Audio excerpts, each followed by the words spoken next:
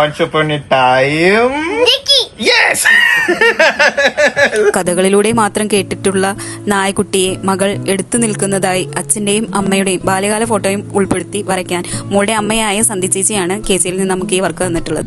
എന്ന് പറഞ്ഞു കഴിഞ്ഞാൽ ഇവിടുത്തെ എന്റെ ഹസ്ബൻഡിന്റെ കുഞ്ഞേട്ടന്റെ നായ്ക്കുട്ടിയാണ്. അവർക്ക് ഭയങ്കര ഇഷ്ടമാണ്. അപ്പൊ മോക്ക് എന്നും അതിന്റെ സ്റ്റോറി പറഞ്ഞു കൊടുക്കും.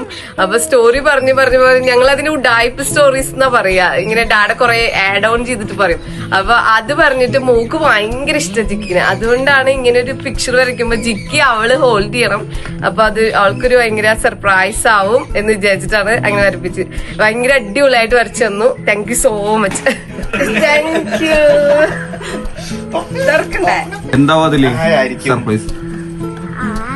Once upon a time. Yes. അതെങ്ങനെ ഇതില് വരിക? അതെങ്ങനെ വരിക? വരില്ലല്ലോ, ഒരു ചാൻസും ഇല്ലല്ലോ.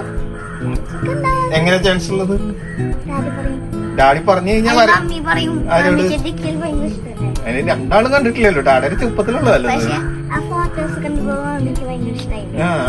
അപ്പൊ എല്ലാ ദിവസവും ഓരോ ഉഡായിപ്പ് കഥകൾ പറയും. ഞാൻ എല്ലാരും പിടിച്ച് വേഴിയത്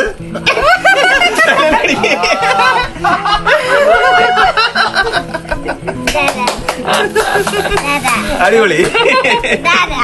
ഇത് ഡാഡ വളരെ സ്മോളാകുമ്പോളതാ. ഇത് ചിക്കി, ഇത് മമ്മി സ്മോളാകുമ്പോളത്.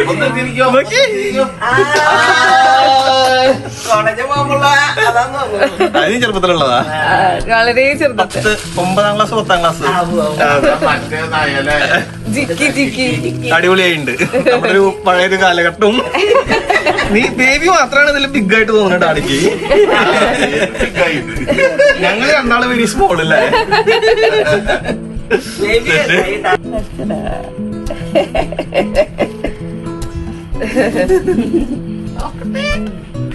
ഓ, ഇത് ആരുടെ അത്?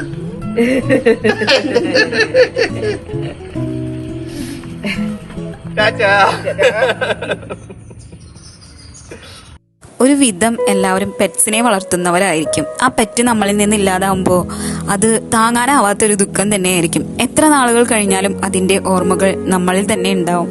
അങ്ങനെ കുട്ടിക്കാലത്ത് വളർത്തിയ നായക്കുട്ടിയുടെ മറക്കാനാവാത്ത ഓർമ്മകളാണ് അച്ഛൻ മകൾക്ക് പറഞ്ഞു കൊടുത്തിരുന്ന കഥകളിൽ.